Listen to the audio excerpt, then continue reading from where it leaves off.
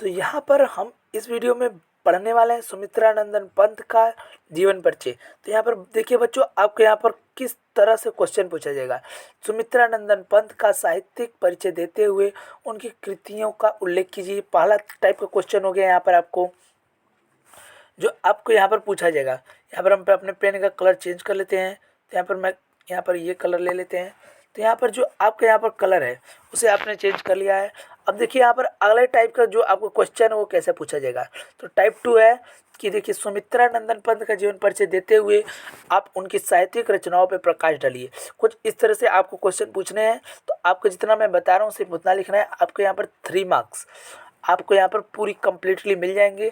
तो यहाँ पर सेशन को चलिए स्टार्ट करते हैं। अगर आप स्मार्ट टेक्निकल चैनल पर नए हैं तो मेरे चैनल को सब्सक्राइब करना तथा बेल आइकन को प्रेस करना मत भूलिएगा। चलिए तो यहाँ पर सेशन को स्टार्ट करते हैं। तो यहाँ पर आपको उत्तर में सबसे पहले क्या लिखना है, सबसे पहले आपको हेडिंग उत्तर डालना है। उसके बाद जीवन परिचय, उसके बाद आपको क्या लिखना है, प्रकृति के सुकुमार कवि पंडित सुमित्रानंदन पंत का जन्म 20 मई 1900 ईस्वी में संवत के अनुसार 1957 को प्रकृति की सुरम्य क्रीड़ा स्थली कुर्मांचल प्रदेश के अंतर्गत अल्मोड़ा जिले के कौसानी नामक गांव में हुआ। इनके पिता का नाम गंगादत्त पंत तथा माता का नाम श्रीमती सरस्वती देवी था। तो यहाँ पर अब आपको आगे क्या लिखना है। तो यहाँ पर ये अपने माता पिता की सबसे छोटी संतान थी। ये अपने परिवार में सबसे छोटे थे। पंत जी की प्रारंभिक शिक्षा है वो गांव की पाठशाला में हुई। इसके पश्चात ये अल्मोड़ा गवर्नमेंट हाई स्कूल में प्रविष्ट हुए। तत्पश्चात काशी के जय नारायण हाई स्कूल में इन्होंने स्कूल लिविंग की परीक्षा उत्तीर्ण की। सन 1916 ईस्वी में वे अपने प्रयाग के म्योर सेंट्रल कॉलेज से एफए की परीक्षा उत्तीर्ण की यहाँ पर। उसके बाद ये स्वतंत्र रूप से अध्ययन करने लगे। इन्होंने संस्कृत, अंग्रेजी तथा बांग्ला का गंभीर इन्होंने अध्ययन किया। उपनिषद, दर्शन तथा आध्यात्मिक साहित्य की ओर भी इनकी रुचि रही। संगीत से इन्हें पर्याप्त प्रेम था। सन 1950 ईस्वी में ये ऑल इंडिया रेडियो के परामर्शदाता पद पर नियुक्त किए गए। सन 1957 ईस्वी तक इसे संबद्ध रहे, मतलब कि इसी कार्य ऑल इंडिया रेडियो से जुड़े रहे।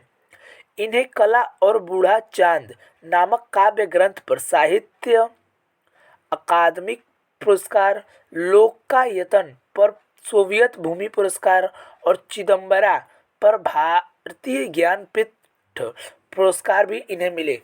यहाँ पर आपको 1 नंबर के क्वेश्चन में पूछ सकता है कि यहाँ पर जो लोकायतन जो रचना है सुमित्रानंदन पंत का, उसमें इन्होंने किस तरह का इन्हें कौन सा पुरस्कार मिला। तो आपको यहाँ पर सोवियत भूमि पुरस्कार पर क्लिक कर देना है। तो यहाँ पर आगे देखिए, भारत सरकार ने पंत जी को पद्म भूषण की उपाधि से भी विभूषित किया। पंत जी 28 दिसंबर 1977 ईस्वी को संवत के अनुसार 2034 को परलोकवासी हो गए, अर्थात इनका देहांत हो गया 28 दिसंबर 1977 ईस्वी को। देखिए यहाँ पर इनकी जो साहित्यिक सेवाएं हैं, तो साहित्यिक सेवाओं में पंत जी गंभीर विचारक, उत्कृष्ट कवि और मानवता के प्रति आस्थावान एक ऐसे सहज कुशल शिल्पी थे जिन्होंने नवीन सृष्टि के अभ्युदय के नवप्रभो को मजना की। इन्होंने सौंदर्य को व्यापक अर्थ में ग्रहण किया, इसीलिए इन्हें सौंदर्य का कवि भी कहा जाता है। एक बार और पढ़ लेते हैं। तो यहाँ पर साहित्यिक सेवा में आपको लिखना है, पंत जी गंभीर विचारक, उत्कृष्ट कवि और मानवता के प्रति आस्थावान एक ऐसे सहज कुशल शिल्पी थे जिन्होंने नवीन सृष्टि के अभ्युदय के लिए नव प्रभावों को मजना किया यह नौ प्रभोग को मजना किया, यह नवीन दिशा प्रदान की। इन्होंने सौंदर्य को व्यापक अर्थ में ग्रहण किया, इसीलिए इन्हें सौंदर्य का कवि भी कहा जाता है। आगे चलते हैं। रचनाएं, तो पंत जी की जो रचनाएं हैं, पंत जी ने अनेक काव्य ग्रंथ लिखे। कविताओं के अतिरिक्त इन्होंने कहानियाँ, उपन्यास और नाटक भी लिखे पंत जी ने। तो यहाँ पर किंतु कवि के रूप में ये अधिक प्रसिद्ध है। पंत जी के कवि रूप के विकास के 3 सोपान हैं। पहला देखिए, यहाँ पर इनके जो विकास के 3 सोपान हैं, पहला देखिए छायावाद और मानवतावाद। जो छायावाद कवि हैं, 4 कवि होते हैं, उनमें एक है सुमित्रानंदन पंत।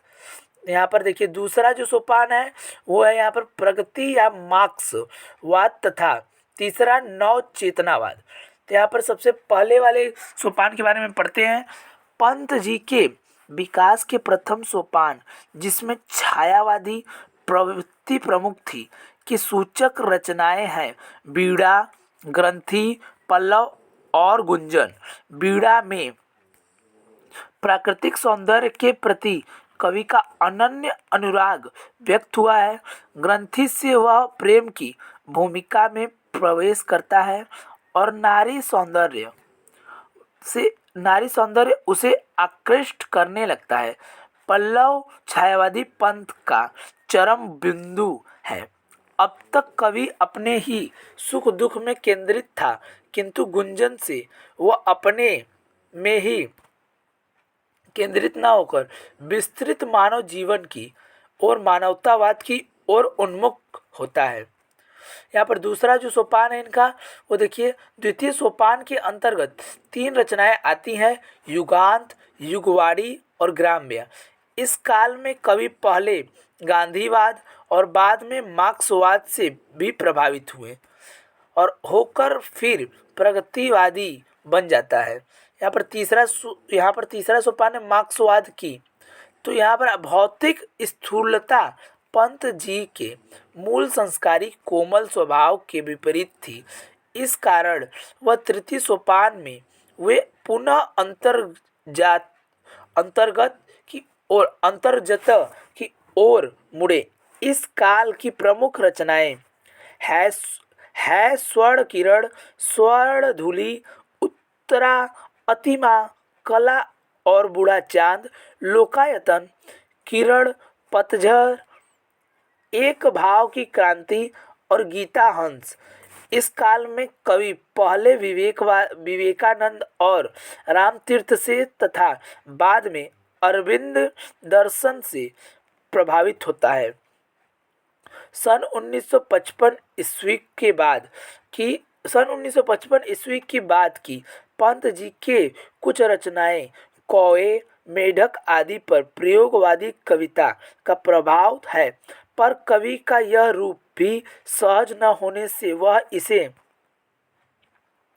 भी छोड़कर अपने प्राकृतिक रूप में लौट आए। साहित्य में स्थान, पंत जी निर्विवाद रूप से एक सहज प्रतिभाशाली कलाकार थे। इनकी काव्य साधना सतत विकासोन्मुखी रही। ये अपने काव्य के बाह्य और आंतरिक दोनों पक्षों को संवारने में सदैव सचेष्ट रहे।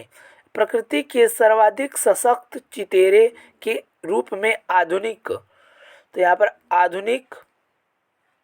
हिंदी काव्य में सर्वोपरि रहे। पंत जी निश्चित ही हिंदी कविता के श्रृंगार हैं, जिन्हें पाकर महाभारती कृतार्थ हुई।